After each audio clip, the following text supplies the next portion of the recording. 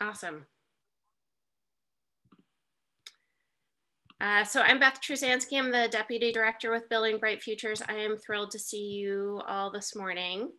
It feels like good friends, and always welcome new folks as well. So we are gathered for the Child Outcomes Accountability Team today.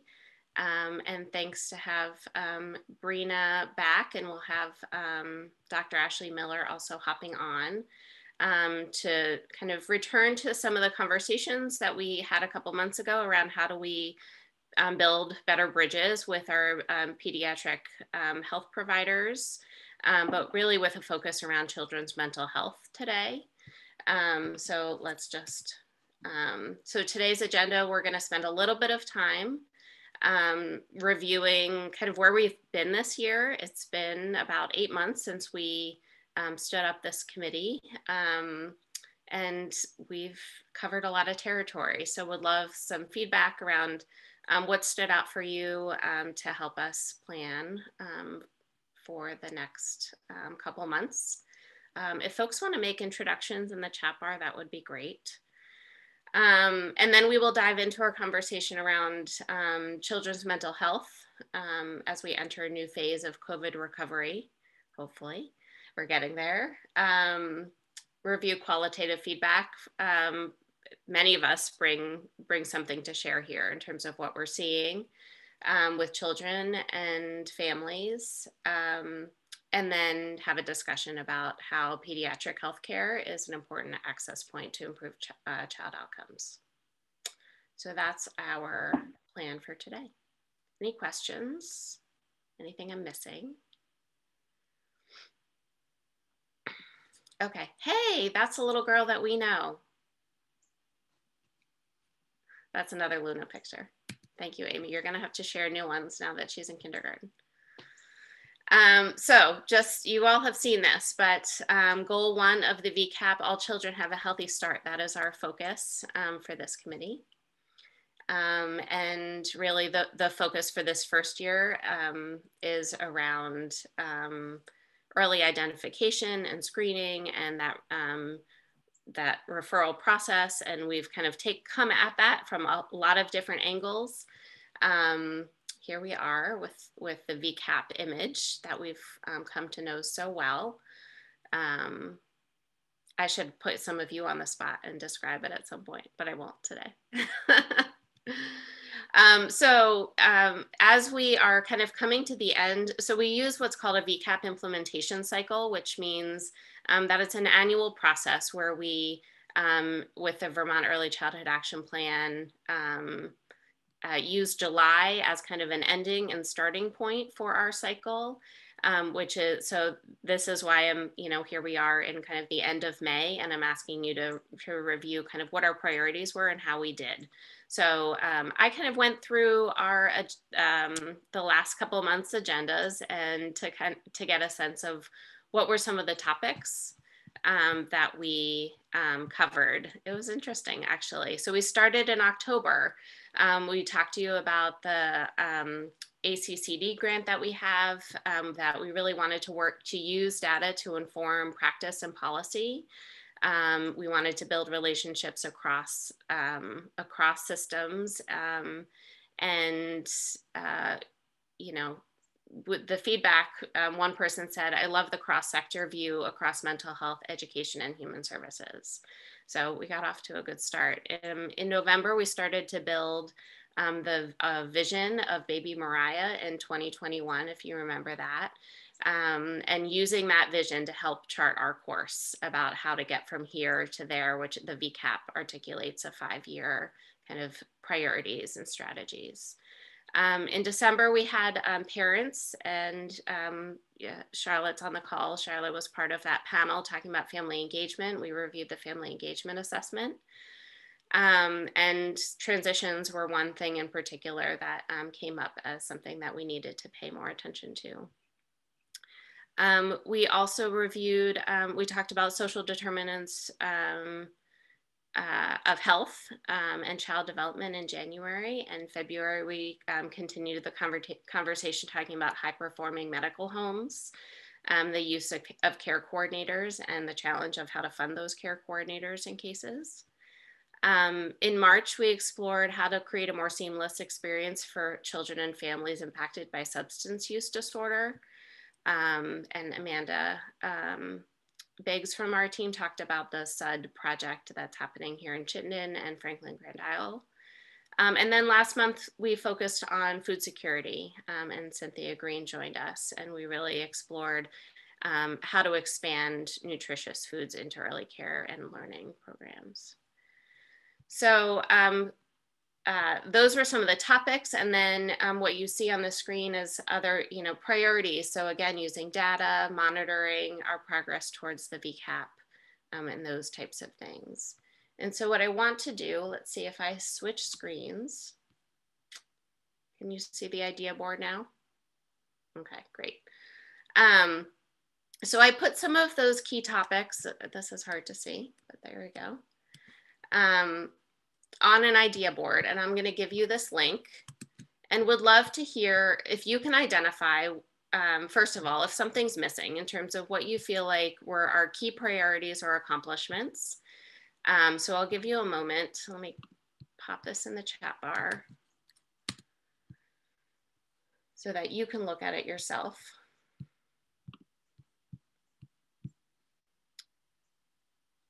So I think many of you were on the call on Monday where we used idea boards, but essentially it's our virtual kind of flip chart on the wall, post-it note activity in our virtual space. So if you feel like there's a key accomplishment that is not captured here, you can click this plus button and it pops up a post-it note here, and you can click on it and write another priority or accomplishment, okay?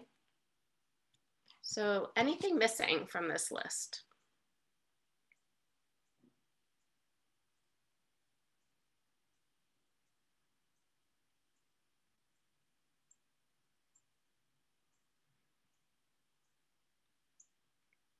All right, well, if you see something missing, feel free to add something, but essentially if you can identify your top 3 of this list that you felt like were most impactful to you or to your work with children and families, if you can click on that post-it and kind of give us a vote or a priority using that thumbs up button. And that will help us as we kind of identify priorities moving into the next VCAP implementation cycle. I'll give you a moment to do that.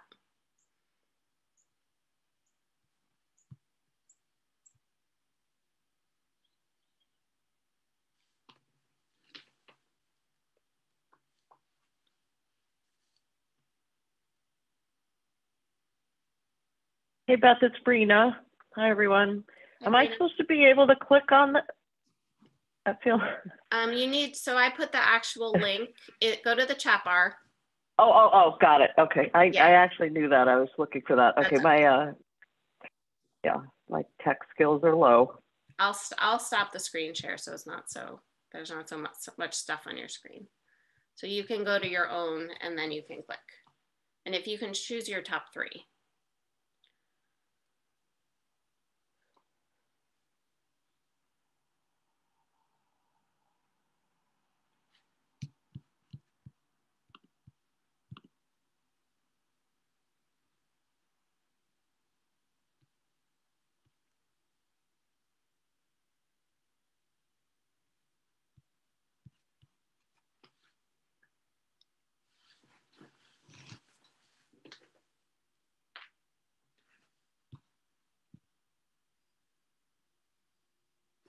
Does anyone need another minute?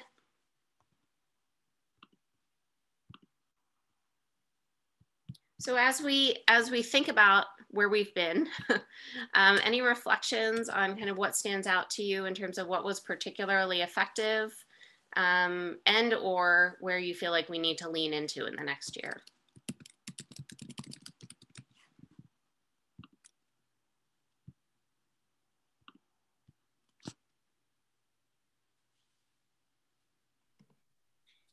I feel like we've made a lot of connections with our families in terms of being partners, but I think we still have a way to go to kind of spread that out into all of the conversations that we're having.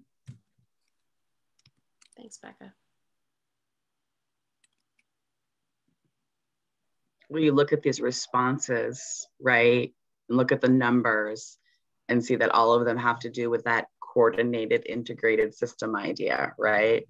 Because I think we're on the verge of some things here, but that's a direction we need to keep pushing towards. Because Becca's right, we've made so many good connections. Thanks, Tanya. Yeah, great minds, Becca. I like the chat. I like some of these chat comments coming through. Yeah, Renee.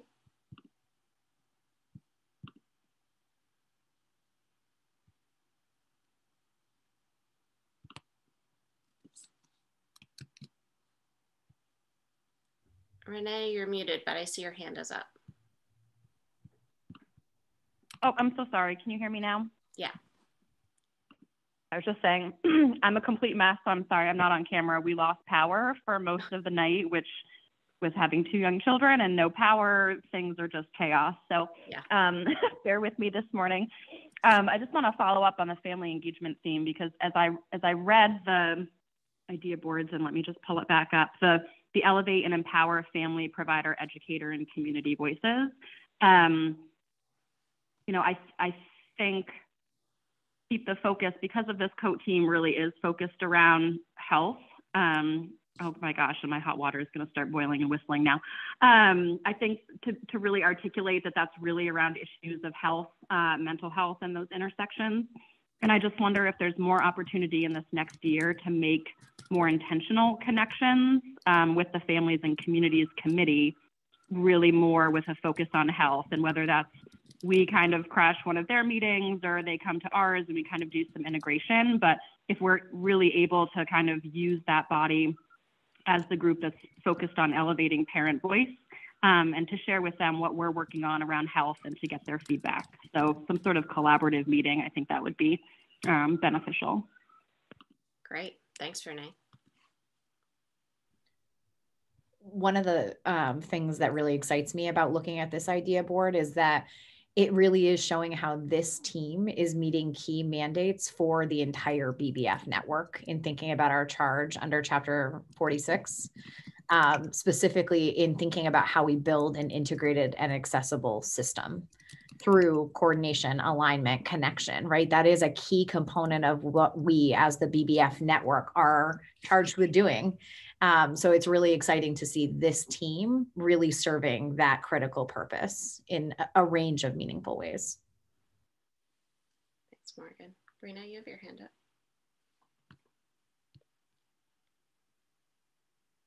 Look, I practiced putting my hand up, but now no one sees it, so I'm going to just talk.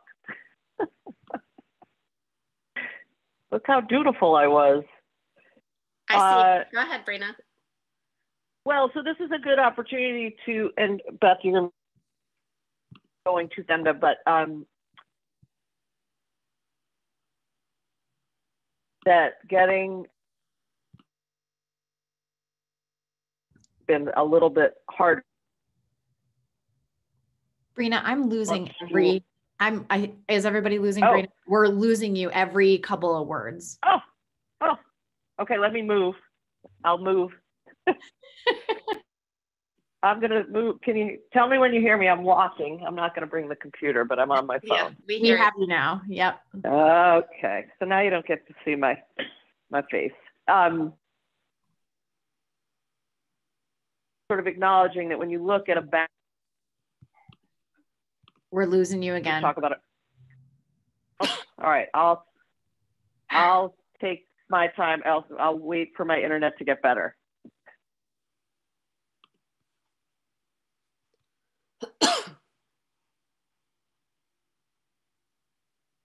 All right, we want to hear from Brina, especially since she's supposed to talk to us quite a bit later. Amy, do you want to go and Brina will hop back in? Sure. So it just struck me, you know, many of you know I'm married to a first and second grade teacher. And for the 9 millionth time last night, watching the news and reading, and hearing how worried everybody is about academic catch up for kids. And I think we need to keep that focus on play, outdoor play, when it makes sense in our climate, front and center. Because what I hear from my husband and the teachers is for the littlest kids, that's a place that has been really difficult for them and eroded. I mean, what I hear from teachers a lot is they'll catch up academically, but socially and emotionally, and they haven't been able to have play dates and be with other kids and exercise those muscles. So I hope we'll continue to really focus on that. Thanks, Amy. Charlotte? Hey, everybody. Good morning. I just wanted to add to, what Renee had suggested, that the Families and Communities Council, is a wonderful, obviously wonderful group. Also, if our, focus is on mental health or health in general, there's over 65, UVM Children's Hospital patient family advisors. We've got some family partners who've, undergone training through our children with special health needs. So there's definitely a core. I'm sure Pam and Vermont Family Network have a lot of families. So there's definitely, I think, opportunity for not only connecting with families, but also integrating families into some of these meetings. I know the training I've done with families is that they sit within meetings and they utilize their experience and also a global systems perspective to help inform these conversations. And I think that would be, a next right step.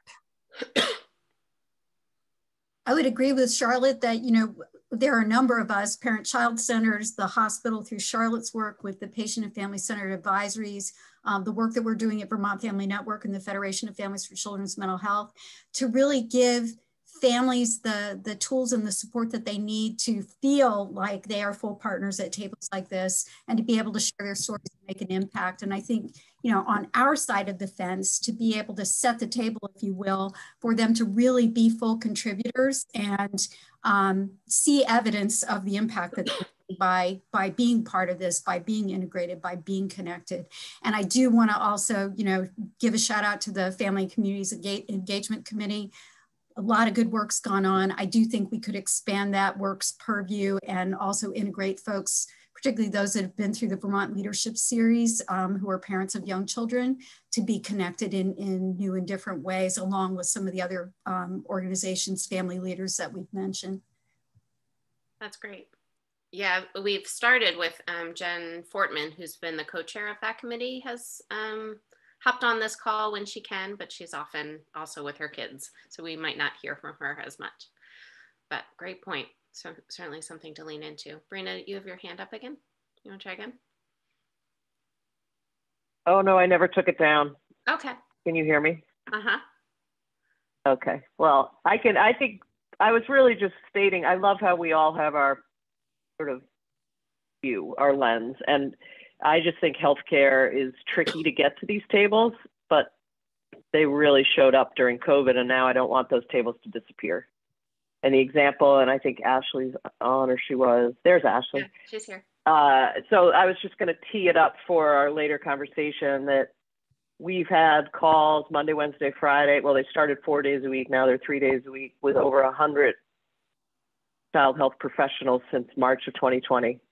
And we're at like 190 phone calls, and every opportunity we can to keep that going, leverage it and use it for these integrated partnerships is our goal as COVID recedes. So I'm looking forward to thinking together with you about that table, because we talk a lot about healthcare integration, but we don't really do it because, the pediatricians don't really show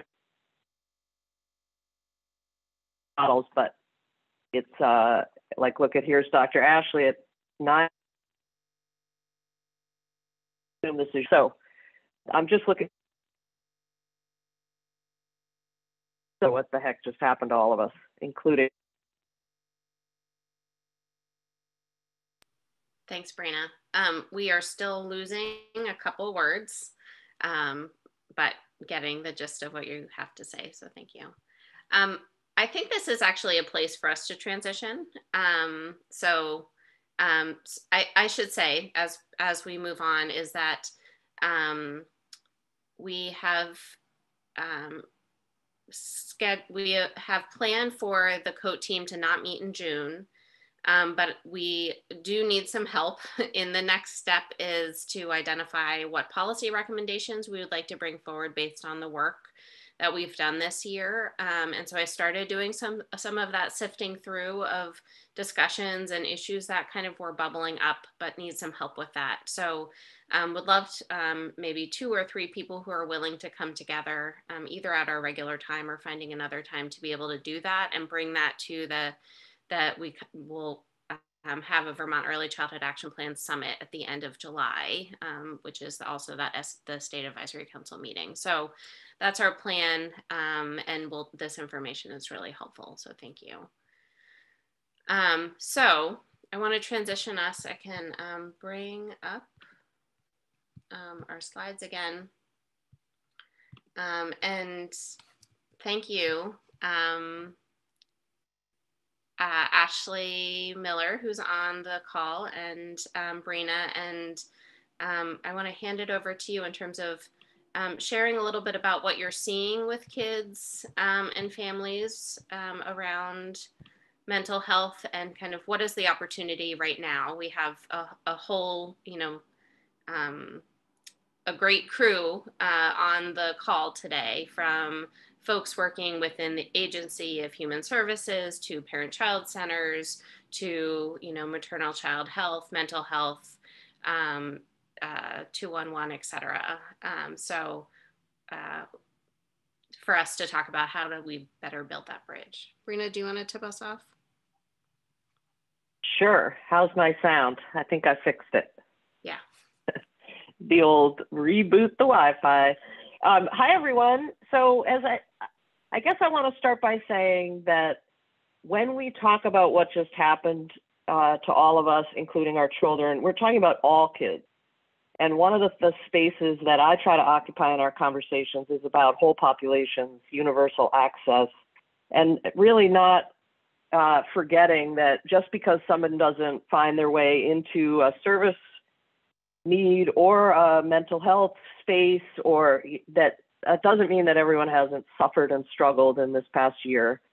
So I wanted to frame this by saying we have asked our child health professionals over the last 14 months through this call mechanism, what are you seeing? Ashley's going to talk about it from her on the ground perch, but everybody has said the same thing, which is we have small, medium, and large challenges for all of Vermont's children and their families. So there's nothing here that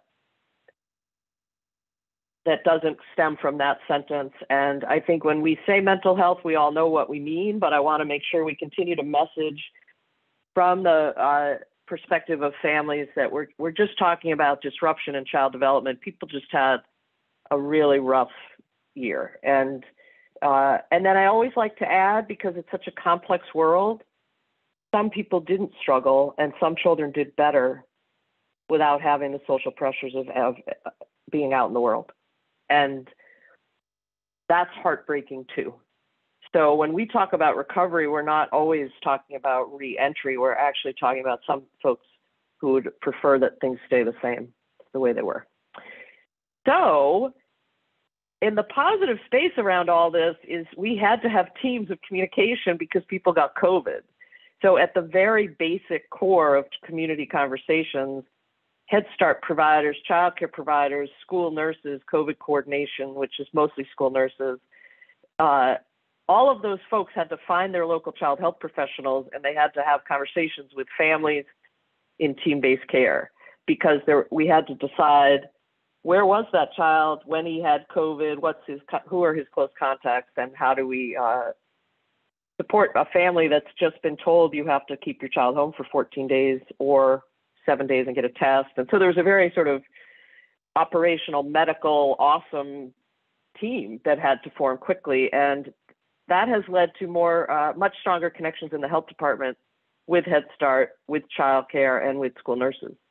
Even stronger than we thought we had before, because we developed a school and childcare branch of the Health Operations Center, whose primary function was to answer questions from even home visitors, childcare providers, mental health professionals, Head Start, school nurses. So we just don't want to lose that energy. We've done webinars, we're available for phone calls, we do emails, and it's all linked to pediatrics. So I get nervous that those tables were set around a pandemic and the tables will dissolve in the absence of crisis. So I'm going to stop there and let Ashley tell us a little bit what more specifically she sees in the office, and then we can open it up to ideas together. Thanks everyone for having me today. Can you all hear me okay? So I apologize, I have my dogs at home with me. If there's a little barking, they're quite excited that I'm here. So as some of you probably already know, I work in a small health center, just pediatrics in South Royalton. We serve about 12 to 1,500 kids, but I'm also part of the Health Hub, which is a school-based clinic in about 10 schools throughout our community. So we already had a pretty good working relationship, we thought, with our nurses. COVID made it even tighter, which was really great. Particularly when I've spoken before, I've talked a lot about mental health and focused a bit more on the adolescents. And what we're seeing now, particularly even in just this last day, I had a mom of a 6-year-old call me and saying, I think my kid's having panic attacks. And they're 6. You think, oh, they can't possibly be having panic attacks. They're 6. It's got to be something else. Nope, her son was having flat on panic attacks. And he was just worried about everything in the world. He was seeing his family be stressed out. Why are people not wearing masks anymore, mommy? We're supposed to be wearing masks. We need to be safe. You know, what am I supposed to do? Why am I going to camp? What's going on with my school? Just things that a little 6-year-old should not be worried about. We've worked really hard to be able to see all of these children having, you know, mental health issues and provide supports. About 50 to 60% of my practice right now is actually mental health. And before it was probably about 20 or 30%, and mostly adolescents in the past. We integrate a mental health professional in our practice. She's mostly been going to the schools or doing televisits with school children right now. It used to be that the majority of her patients were also teenagers. She's got probably a quarter of her group now are young children. We've lost a lot of our resources due to COVID. Our developmental clinic had shut down because they couldn't do in-person visits in COVID. Those appointments were often a couple of hours long, trying to assess for autism and other developmental delays, make recommendations for the schools. Not sure when that's going to start back up, but we've been trying to refer patients to health centers because of that, like UVM in Dartmouth, long wait times. Our local community mental health programs have not been able to do in-person mental health visits over this time, so that's been really hard. A lot of our patients aren't comfortable telehealth. They don't have privacy in their homes. They don't like being on the video screen. We've been lucky that there's pay parity right now for whether it's telehealth, telephone, in my office, it doesn't matter. Insurance companies are paying the same amount, which has made it a lot easier to offer things like, hey, let's talk by our HIPAA certified chat version since you don't want to tell me about what's going on by voice. And that has been a great option. But losing those in-person options also show us that we can't do parent behavioral training if we're not in person, if we're not watching the interactions as well as we can. And it showed us that we're really lacking those providers as well in Vermont. Our local community mental health services are missing child psychiatrists. You know, we have our most local one has a child psychiatrist there 3 times a month, and in between they call me and say, what do I do? And usually I can get a hold of her, but not always. Vermont's tried to come up with some consultative services where they'll see the patient once and kind of help me with a diagnosis or make recommendations in next treatment options, but they're overwhelmed as well. So now they're talking about going to a professional consult only, meaning I can call them and tell them what I'm seeing, but they're not actually going to see the patient. And for me, that's not as helpful. I need somebody with eyes on to say, this is what I'm seeing. Yes, I agree with your diagnosis, or think about this.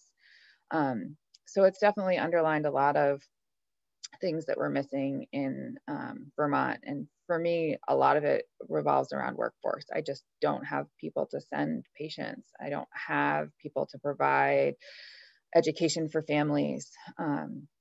And then I've been trying to keep, my thumb on the pulse of everything going on around the country. And one of the things I saw recently in one of my groups was that parents really found one of the things that was most helpful was respite providers. And these weren't just parents with difficult children or, children with chronic healthcare needs, anything like that. These were just parents who had been home all COVID with their kids and didn't know how stressed they were until they had an hour where they, had somebody else caring with their child. And I think that's something that we don't have a lot of in Vermont either. Some of my families with kids on SSI and other things like that do have respite money, but they're responsible for providing or finding the provider themselves. So it often ends up being an extended family member, and they don't really have as many hours as they feel like they need. So lots of different things that have been underlined. I think I saw something in the chat about keeping outdoor classrooms. I think that's been one of the best things that's coming from COVID. Kids love it. It's how they learn. It's wonderful. It's great that we can do this in Vermont. But I'll stop there if there's other questions.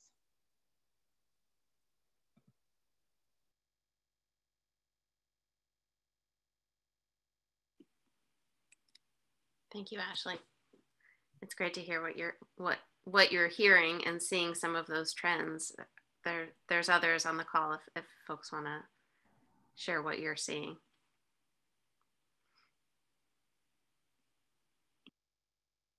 I just want to thank you for sharing that. That's just so spot on to exactly what we're seeing. I'm a PCC embedded in a designated mental health agency, and we also have a Dulce program. So just pretty consistently, I have 2 early intervention programs and have, we do comprehensive assessments, and what we're finding more and more, we assess across multiple domains, and what we're seeing is that social emotional piece being the one that's coming up a lot more.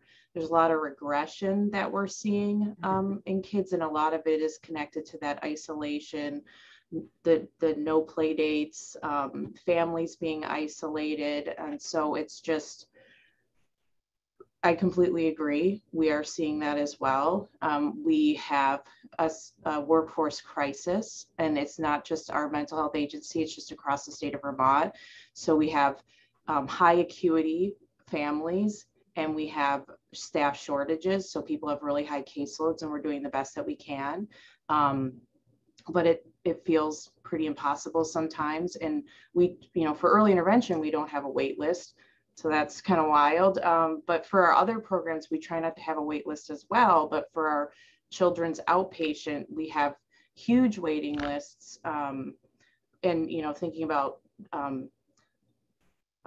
some of the different therapeutic modalities where, a PCIT, CPP, it's just really hard. We have, one person trained in that here at this point, because it's really hard to get trained in it. So just a lot of complexities. The child psychiatrist, that's also an issue, I think, pretty consistently across the state. So I completely agree with everything that you're saying. But we also see a lot more postpartum anxiety in families as well. And that's also having an impact on the families, on the children, on development.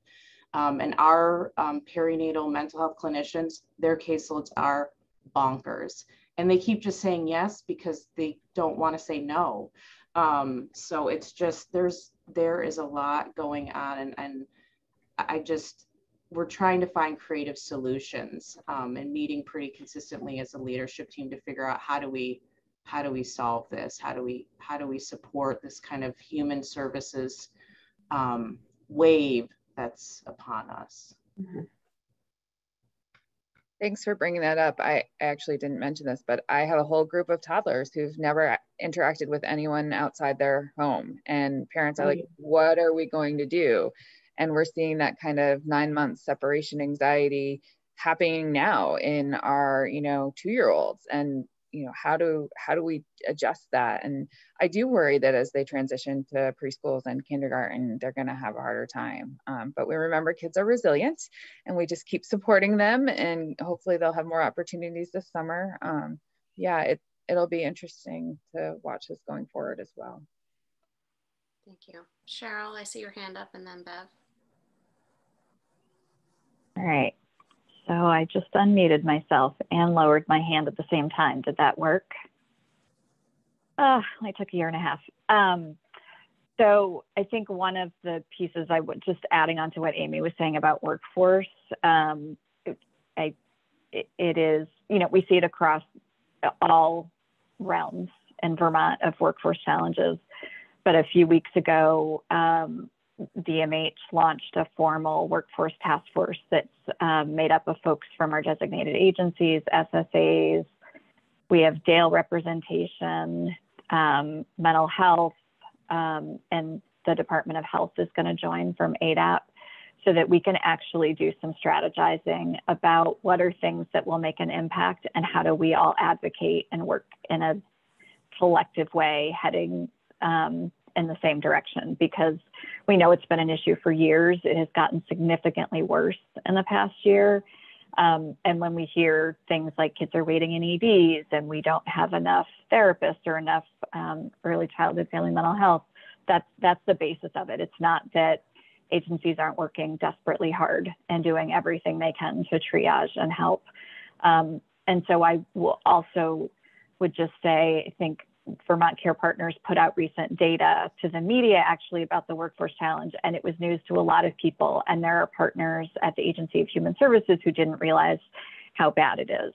That across the network, there were over 500 vacancies last summer. It's now up to almost 800 across our system. And so I think it's important that we also talk about that and share it so people understand what's happening, and then thinking about how do we use this influx of funds coming in, because I do feel like we are seeing unprecedented amounts of funds coming into Vermont through all of our departments. And we've been trying really hard to think through with our extra mental health block grant dollars, and Monday's meeting was really helpful of like reinforcing the things we know, like more prevention, more upstream, more consultation being funded. So we're organizing that with all of the stakeholder input. And so I do hope that collectively, this has brought us to a place of being really clear of what the issues are, and then trying to think creatively with our funds. Because at least I feel like, okay, we have financial resources. That's something we don't usually have. So we usually have these challenges and we don't have the money. So I put that out as both a hopeful piece, and that it has been really nice to all come together and talk about this from the same direction and figure out how we can impact it.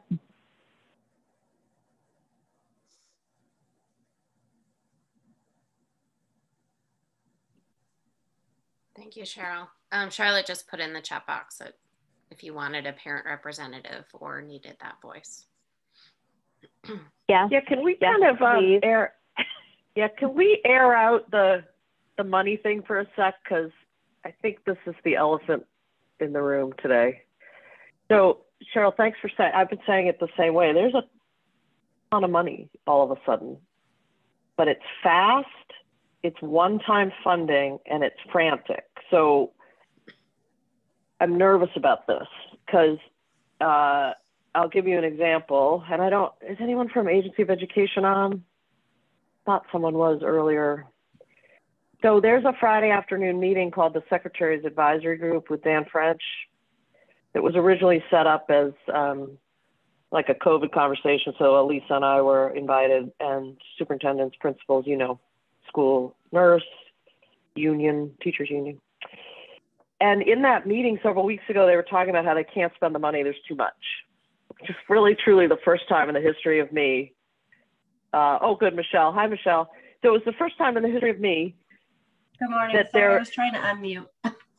Oh, that's okay. But people were talking about this, like, this surplus of cash and not knowing how to spend it. So I inserted pediatricians into the conversation and said, quickly, could communities get together with child health professionals and think about really care coordination, Ashley, like putting, even if it's just for 2 years, putting in a couple more humans into that access point, because everyone goes to that health, you know, we are very proud of our pediatric healthcare system.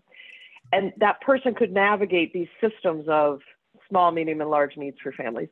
And my education partners were like, well, we don't understand that. That's foreign to us. And we don't think pediatricians will be at that table. We'll talk to DMH, we'll talk to DCF, but the pediatric part is a little elusive to me. So much so that a few superintendents called me and I talked about teams and how you got to reach out. And I didn't literally mean the physician. I meant someone in that office can be the bridge to think about all the kids in that district. So we're still in a cultural challenge of integrated care.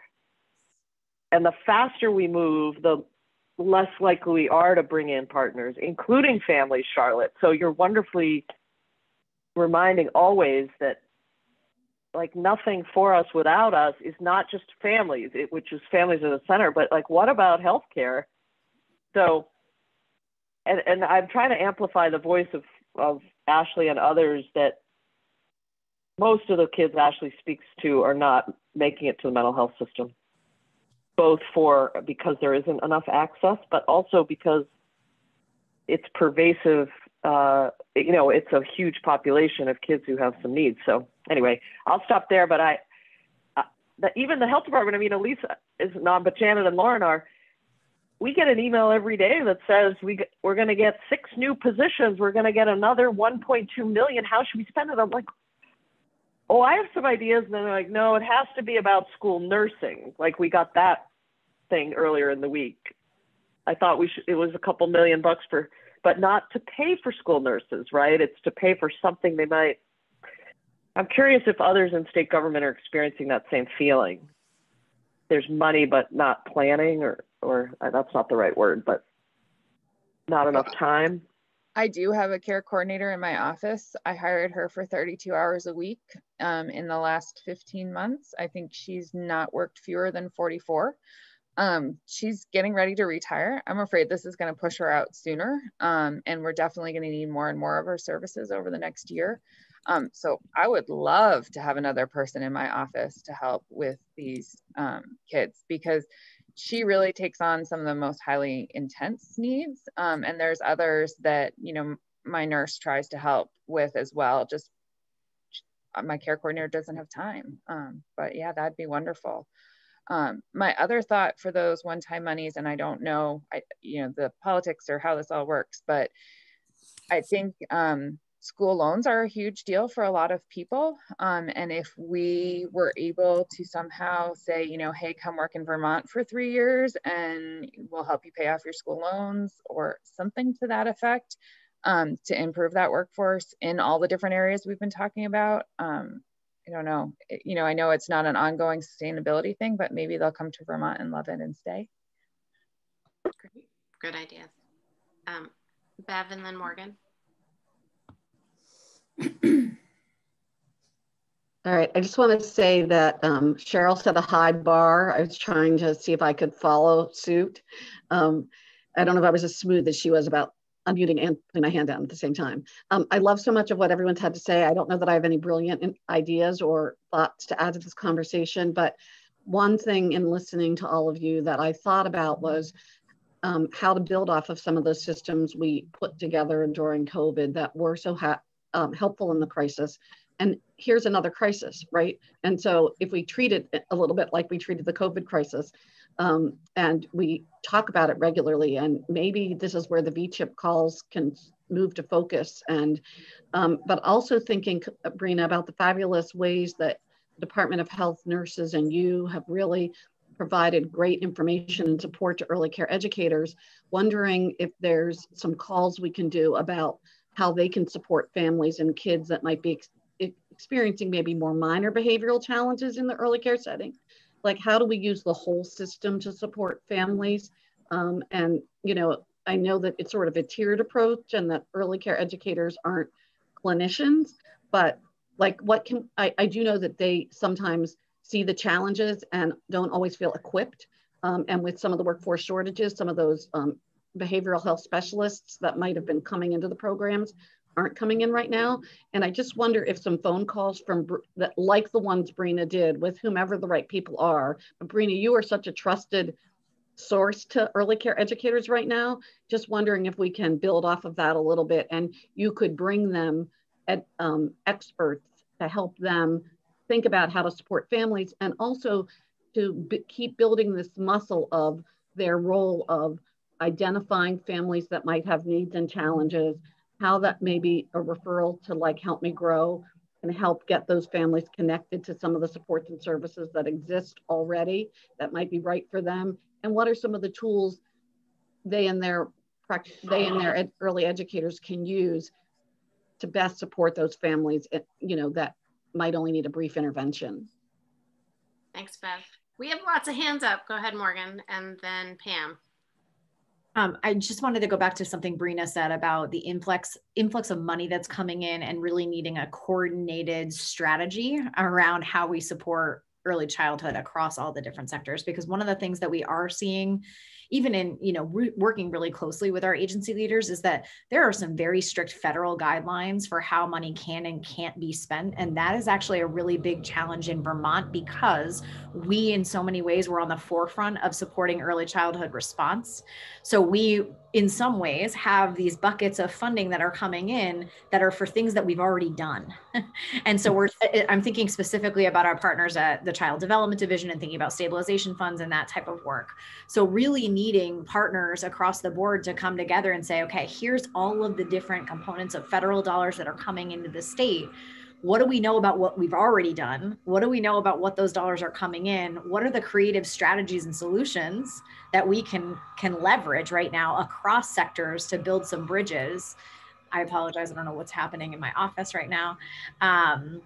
But really being able to look across. So for anyone who was not at the State Advisory Council meeting on Monday, we did some of that visioning and kind of data dumping across sectors to think about right now, what are some important one-time investments that need to happen in the state of Vermont, whether it's in the area of mental health, child development, or this kind of broader other category. So we can then provide that data and information to agency leadership to say, oh, we're seeing workforce across every single bucket. What is the collective strategy? Okay, we're seeing mental health across every single bucket. We're seeing access to healthcare. We're seeing, and how do we then have a more concerted collaborative effort around this? But I do think that's what we're starting to really try to move towards in using the Building Bright Futures network. So really needing this VCAP committee to be able to hold a strong space and say, where can we figure out the alignment across, and how can we work together to collaborate, to think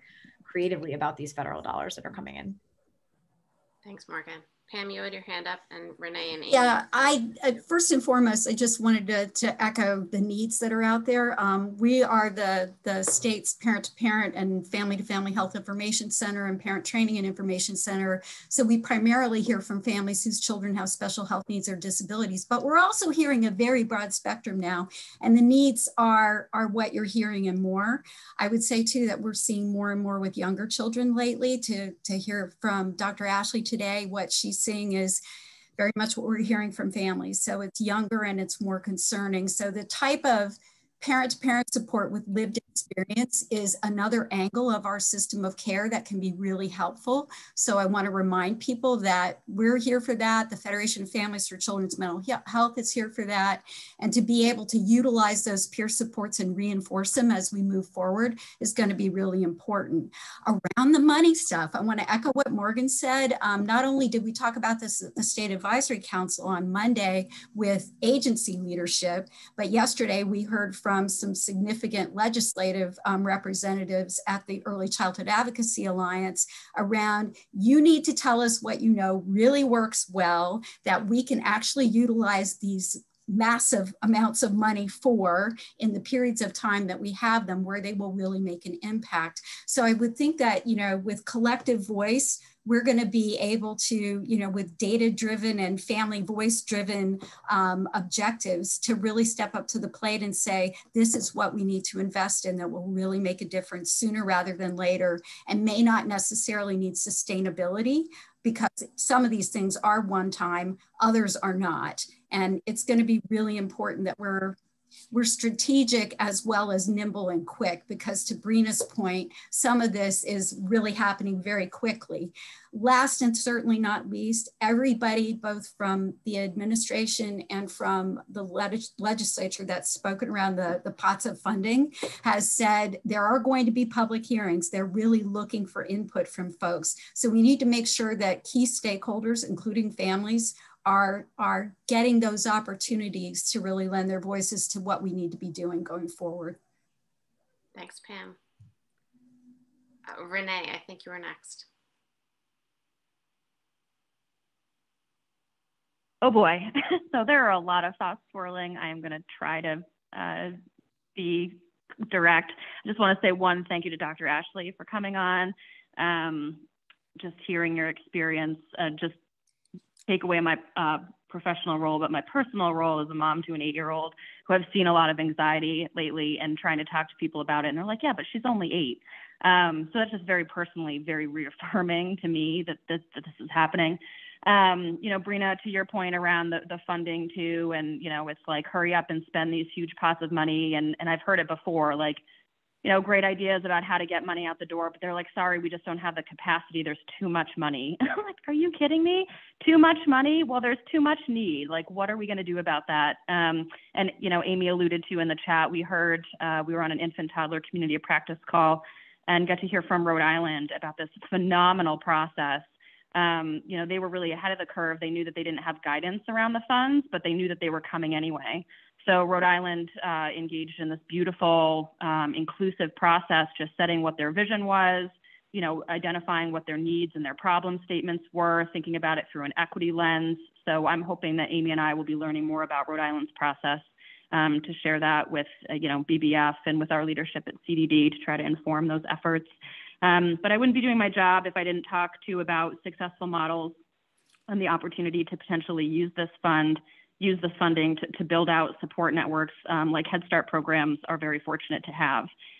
So with health specialists and health managers that are overseeing the health services to children, mental health consultants, which are available to provide support to individual children and managing behaviors, to staff and teachers about what to do within the classroom. Bev, you were really talking about that. We don't want to think that early care, you know, educators are clinicians. They're not. But certainly being able to give them some direction and some support around managing behaviors in the classroom is important. So, and then Head Start programs also have local health advisory teams. So as we talk about care coordination, I just think there's so much opportunity. We know that model works. It works really well for those vulnerable kids in Head Start. How do we extend that model more to other regulated childcare programs to get those early care educators in, to involve pediatricians? I don't think that we can do this one size fits all from a statewide level. It requires regional relationships, and what's going to work up in Franklin and Grand Isle might not work in the Northeast Kingdom and in Washington County. So I think we need to be really intentional about using a regional model that might leverage use the money to leverage additional positions like, and I get it, workforce is a huge issue. We've known that for a while, even pre-COVID. But if we can find those folks, incentivize them to bring them here, connect them in partnerships with early care and education programs, pediatricians, and parents, I think there's a lot of potential. We have great models. Now we have the funding. We don't need to recreate the wheel. Let's just figure out how to build on what we know works. Thank you, Renee. Let's take a deep breath. I think when we're talking about funding and wanting to strategize, right? And so I think this is an important table to identify, kind of to expand on the conversation from Monday's SAC. Is there someone who hasn't had a chance to speak that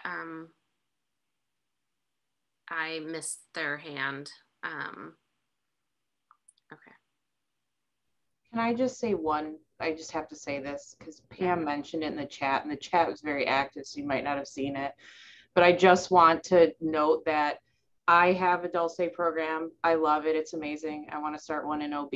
I'm super jazzed about it. The other piece to, if you have a person, a team talking about what families need, and then you're plugging them in, you have to have something to plug them into. So it's not just having that piece, you also have to invest in the services for families, and that we can get a ton of referrals, and that's great because we want to find the people and know what the issues are and plug them in, but we need to have those resources to plug them into. And I just need to say that because there's a lot of money, and we want to make sure that we're also investing in that part of the system as well, which I think everybody knows, but I just felt the need to say it and highlight it because Pam typed it, and I definitely agree. Because when we have all these referrals, when we can send people to a place with a waiting list, it's not awesome. And I think historically, and maybe people don't know this, but in medicine, one of the things we talk a lot about is we don't want to ask if we don't have a place to send them, because we don't have time in 15 or 30 minutes to deal with the fallout of asking a question. Like, now we're better, but like one of the ones before we used to not ask was like, do you have enough money for food? Do you have enough money to access the healthcare you need? Do you have the transportation to get there? And we've slowly really worked hard in primary care to be comfortable asking those questions. But I think the same thing happens with, you know, how are you getting along with your child? Do you have behavioral problems at home? Oh, shoot, now they said yes, what do I do? So definitely having those resources to refer to is hugely. Yeah, absolutely. One of the things, we're using some SAMHSA funding to support a BCBA as a consultant in the pediatric practice up here, because we know that our ABA program has a huge waiting list. And so we're trying to figure out how to support that gap. Because we want the questions to be asked, we want the families to address the concern, and we don't want the barrier to them talking about those things being, well, there isn't anywhere to put them. And that's, Dulce is a beautiful model because we can sit and talk and really brainstorm as a team. Okay, there are things that we didn't know about that we can plug people into, but again, there are places that we know, like this kid needs this, but there's a huge waiting list. So both things need to be addressed. Amy, Pam, I see your hand up. I just wanted to jump off of both of those things, and it's heartbreaking to hear you say that, Dr. Ashley, because, you know, as a former parent-child center person back when, as an AHS field director, we need to be able to find out what people need and meet their needs as they define them, and that's been a consistent challenge. But more to the point, and what Amy was saying as well, is there are certain mandates that we have to follow as a state under early periodic EPSDT, early periodic diagnosis training. Blah, I'm botching it, but at any rate, under EPSDT and Part C of IDEA, children who are eligible are entitled to certain things. And if we cannot offer them as a state, we are out of compliance with federal law, not to mention the fact that we're negatively impacting young children and families and their futures, really. So, you know, to figure out in this conversation about one-time investments and where we might really make a difference, it's important to think about what we are mandated to do in addition to what we want to do, because some of these needs have been ongoing and they've only been exacerbated by the COVID crisis.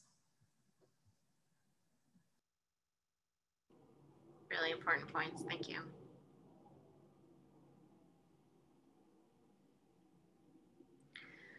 So I'm thinking about, you know, the content for those of you who were able to join on Monday's State Advisory Council, there's a lot of continuity in terms of discussion and priorities of spending. And so how we are already in the process of compiling that. And so we're able to add to this. I wonder, also with the opportunity with policy recommendations, and I'm not sure if the timing will work out, you know, well enough for policy recommendations to inform spending, but any other reflections on kind of what do we do with this information, or what's the best way to compile and message it?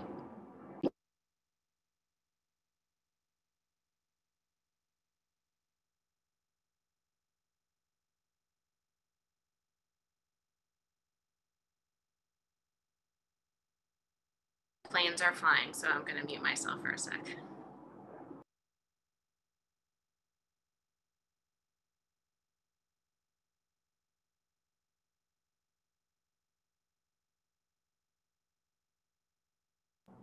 All right, sounds like folks are hopping off. Oh, we lost Ashley, but thank you.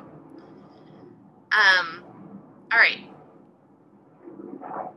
What is percolating for folks in terms of, you know, we entered the conversation about mental health needs for challenges with kids and kind of jumped into the conversation of kind of what's the opportunity of these investments, right? Very short term or potentially longer term. And wonder if there's any other reflections in terms of what feels actionable or important to communicate to decision makers. I'm going to hope that the planes are done circling back, but I may just mute myself. I think for me, what I'm taking away from this conversation is like really helpful conversation as an individual action plan. So I don't know if people saw in the chat or not. It's not a new, and Michelle, feel free to step in if I misspeak. It's not a new system of accountability, but part of Act 166 comes with a legislative mandate for accountability of the system itself and how we operate within it. And so one of the, I don't personally think controversial, but one of the controversial pieces that happened as an outcome of a AOE Early Ed Coordinators meeting on Friday is maybe more the awareness is the way to state it of our responsibility as school districts to children who are out in community programs. And so part of that conversation that we're having as Act 166 people sense that conversation is how do we carry the information of all of these connections and collaborations that we're talking about and increase the support around mental health, around challenging behaviors out into our community childcare programs. So I think, you know, following up on Linda's things that she put in the chat, just having this knowledge from this group and being able to take that away into those conversations is really helpful.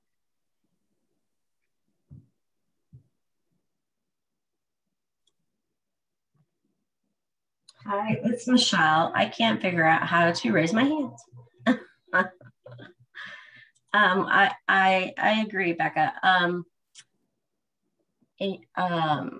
Yeah, I personally, I think I'd like to see the funds, some of the funds go to boots on the ground, you know, into our public and private programs, supporting, you know, supporting the workforce. It's doing a lot of the work with our young children. The Agency of Education is working on doing an early MTSS landing pad website that will be part of the UPK website to support public and private pre-K programs to access information and resources and training opportunities. This will be, you know, offering links to the National Center for Pyramid Model Innovations and Pyramid Model Consortium, as well as, you know, eventually posting early MTSS field guide, which is in development. So, you know, personally, I'd like to see maybe some regional mentorship of some sort that can kind of be a coordinator of supporting, like Renee said, not reinventing the wheel, but using what we have and supporting programs with pyramid model practices and those universal practices, you know, that I don't know if a lot of providers, especially private providers, have opportunities to have. You know, somebody that can be mobile and support programs as needed. Great, thanks, Michelle. Yes. I think there's a lot of interest across the state around early multi-tier systems of support. It's a rather expensive but very effective model. So just finishing up a pilot in a couple regions that was funded with the preschool development grant, and actively looking for to continue that. So this may be an opportunity. Renee, I see. Can I hop in on that? Yeah. Yeah, can I hop in on that EMTSS note? So I'm just pulling my head out of summarizing basically all of the PDG report and potential recommendations and next steps for leadership. Submitted that to leadership on Monday, 9 pages. I don't know how you can possibly condense $4 million, but and so kind of working within that in the last week, it's the mention and the prevalence of EMTSS as a strategy is huge. And so, you know, just Michelle, as you're talking about that and kind of acknowledging too, that yes, within, you know, private programs, whether they're UPK or any private early care and education program, thinking about how do we get those resources out, you know, how do we build off of EMTSS? We do have it, it's there. How do we invest in it and expand? And it goes hand in hand with what you mentioned, Michelle, around coaching.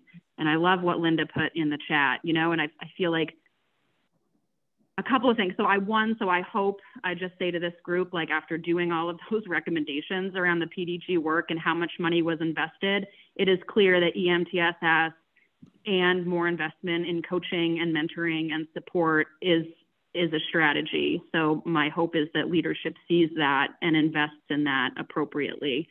And I think, you know, Linda, I know you haven't said anything, but you've been going in the chat and it's been great having you here. And I think, you know, I know there was mention about public forums and the legislature really wants to hear from folks. And I think it is so important when I think about like, what can we do, right? Because this committee, it's not direct service. So we're not addressing those direct mental health needs of kids or families, but what can we do? It's really elevating those voices, go back to that little sticky note at the beginning, right? And making sure that the people in power hear what the needs are. I want to make sure that leadership within the Child Development Division, within the Agency of Ed, you know, DMH, Cheryl is an excellent partner. You're here, you know this, I know that you know this. But I feel like we have a responsibility to kind of gather and share that information with those folks making decisions about the needs directly from the mouths of folks who are providing services, whether it's early care and education or mental health or some, you know, blend pediatricians. So important to hear what Dr. Ashley has to say. I think we need more of that. How do we elevate that up? Because I have a big concern. I just love Brina's comment in the chat about like, I never follow those rules. There's lots more flexibility than it's ever put on.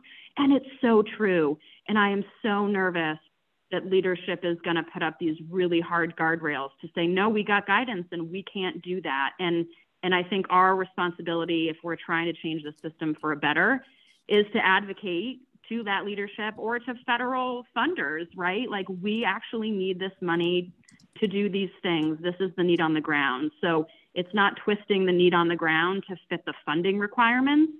It's backwards. Like we really need to, if necessary, work with the federal funders to make sure that the way that money can be spent is in line with what the needs are on the ground. So thank you all for this conversation this morning. Thank you, Renee.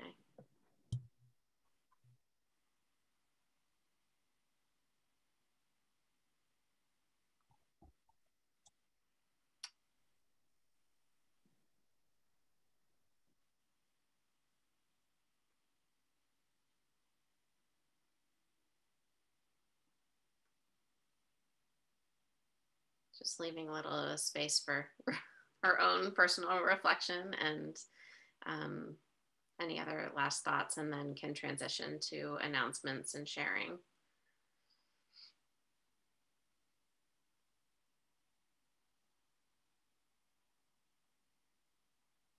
Okay. Thank you for a really rich conversation and for going with it. Want to create some space if there's any announcements, things that you're really excited about happening in your programs, or things that you want to pass along. to each other. Beth, before we jump into that, I do want to just say quickly to this group, I think this is such a powerful and important group of stakeholders that's coming together in the Child Outcomes Accountability Team. I know several folks had to jump off early, but we have a really important opportunity right now because of COVID to actually come out with really concrete and strong policy recommendations. And that's what I want to see from this group.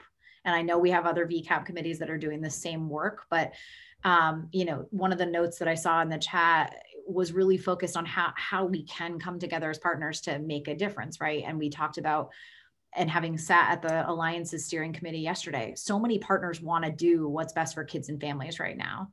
So how can we make a little bit more of a connection between those groups? And it's so important that Pam's here and Amy and others who are coming from advocacy domains.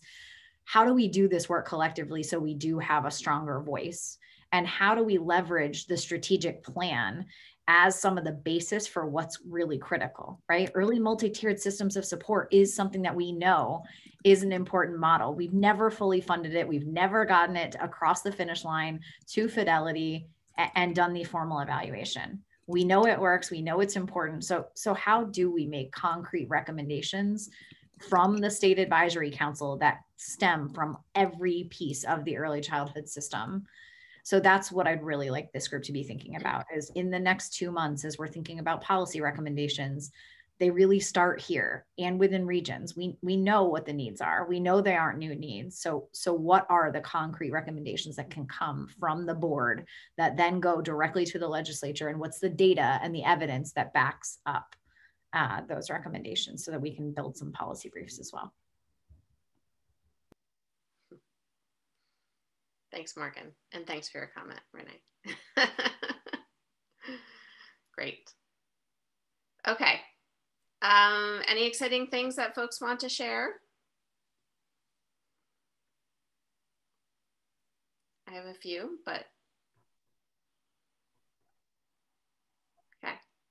Yeah. I just want to say, if you know really awesome people who are jazzy and know about child development, we still have openings for our early intervention Chittenden team. So spread the word. Find your amazing people and send them directly to me. And the other thing that I'll send to this group, we're launching our moth-inspired storytelling series for perinatal stories. It's called Unscripted Stories from the Heart. And I'll be sending out information. It's going to be in June, but right now we're recruiting for stories. So I will send that to this group and then spread it far and wide. It will be virtual to start, so people from all over the state of Vermont can share stories. So a way for people to connect, and just in this isolating time, I think it's what's needed. So that's my two things. Amy, we can blast some of that on social media for you if we haven't already. I have to take a look. And I've seen some of them already. They're really powerful, so thank you. Pam, your hand's up. Go ahead.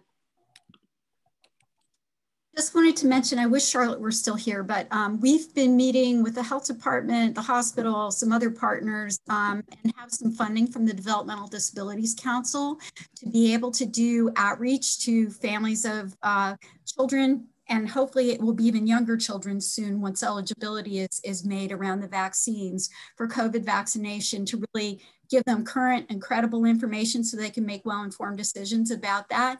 We're hoping to create some sensory-friendly clinics for kids that have anxiety and other concerns, as well as mobile options for families, and maybe even being able to go to homes.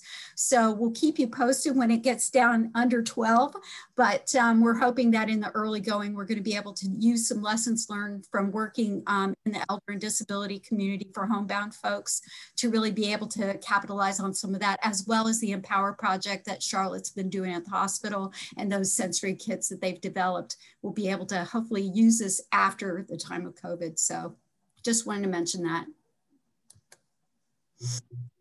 Beth, my hand is up. Great. Thanks, Michelle.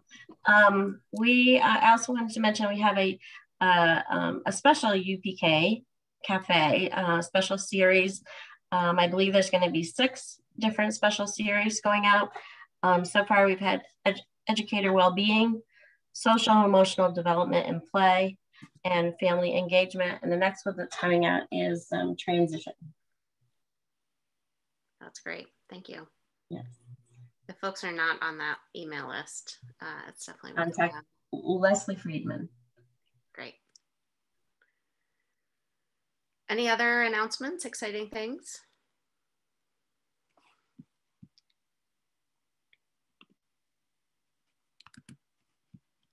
Okay. I have 2 from BBF. First, that we are just fielding our annual stakeholder survey to try and measure BBF's impact. And so I will follow up with an email, but ask that you take a minute or 2 to participate in the survey. So that's both for members of this committee. If you're part of a regional council, go to a state advisory council meeting, use our reports, whatever it might be. Oh, we both got it. So that's one. The other thing is that we are just about to post 2 positions. One is a policy and program director at the state level, as well as a regional manager position. And so those will go out today. Just like Amy, send us folks that you know who are looking for meaningful system level work.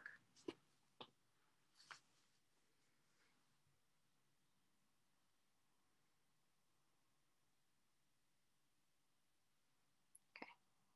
Anything else?